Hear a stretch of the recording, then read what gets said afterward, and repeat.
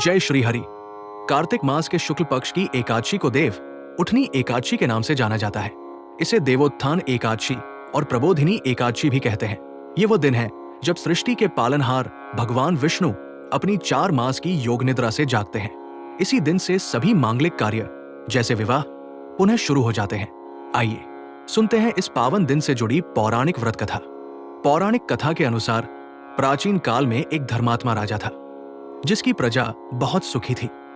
राजा ने अपने राज्य में घोषणा की थी कि एकादशी के दिन कोई भी अन्न का सेवन या व्यापार नहीं करेगा, सभी केवल फलाहार करेंगे। लेकिन राजा के दरबार में एक ऐसा नौकर था जो बहुत आलसी और पेटू था। वो एकादशी के दिन भी भूखा नहीं रह सकता था। एक बार उसने राजा से कहा, महाराज, मैं फलाहार पर नहीं रह सकता, मुझे अन्न चाहिए, नहीं तो मैं मर जाऊंगा।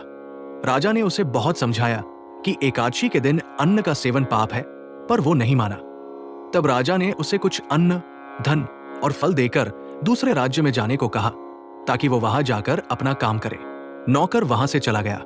रास्ते में वो भूख से व्याकुल हो गया। उसने देखा कि रास्ते में एक सरोवर के किनारे एक वृक्ष के नीचे एक सुंदरी बैठी है। वो स्त्री स्वयं एकादशी देवी थी। नौकर ने उस सुंदरी से अन्न मांगा। सुंदरी ने कहा कि ये एकादशी का दिन है, आज अन्न ग्रहण नहीं किया जाता, पर नौकर अपनी जिद पर अड़ा रहा। तब सुंदरी ने उसे एक अन्न का ढोंग दिया। जैसे ही नौकर ने वो अन्न खाया, वो तुरंत घोड़ा बन गया। इस पाप कर्म के कारण एकादशी देवी ने उसे ये दंड दिया। इधर राजा एक दिन शिकार के लिए उसी जंगल में गया और उसने उस घोड़े को देखा। राजा ने पहचान लिया कि ये वही उसका पूर्व नौकर है। राजा ने घोड़ा खरीदा और उसे लेकर अपने राज्य लौट आया। राजा ने उसकी बहुत सेवा की और उसे हर एकादशी के दिन नियम से फलाहार करवाया। राजा की भक्ति और एकादशी के नियमों के पालन से घोड़े को अपनी गलती का एहसास हुआ और उसने प्रायश्चित किया।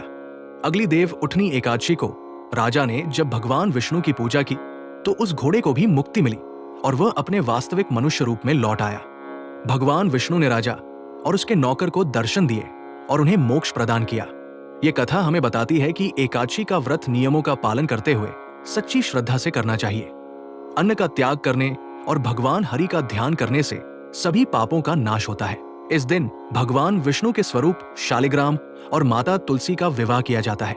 आंगन में रंगोली और गेरू से विष्णु जी के चित्र बनाए जाते हैं। रात में गन्ने का मंडप बनाकर उसमें विष्णु जी की पूजा की जाती है और उन्हें जगाने के लिए शंख और घंटियां बजाई जाती है। देव उठनी एकादशी का व्रत करने और कथा सुनने से व्यक्ति को 100 अश्वमेध यज्ञों जितना पुण्य प्राप्त होता है। जय श्री हरि।